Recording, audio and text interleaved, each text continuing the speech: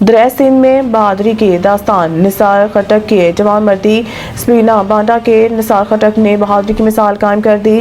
سریخواں کے رہائشی حافظ وقاص کی لاش کو دریائے سندھ کے گہرائی سے نکال کر نثار خٹک نے وہ کارنامہ سر انجام دیا جو سرد موسم اور خطرناک پانی کی گہرائی کے باعث ریسکیو 122 کی ٹیمیں بھی انجام نہ دے سکی۔ یہ واقعہ انسانی ہمدردی، بہادری اور جوان مردی کی شاندار مثال بن گیا۔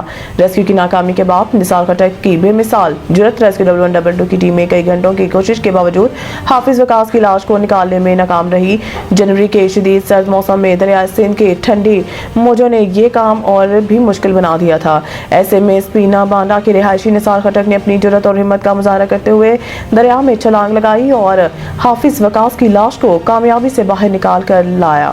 نثار خٹک کے اس بہادری کو نہ صرف سریخوان بلکہ پورے علاقے میں سراہا جا رہا ہے۔ حافظ وقاص کے خاندان کی جانب سے نثار خٹک کو خصوصی طور پر خراج تحسین پیش کیا گیا۔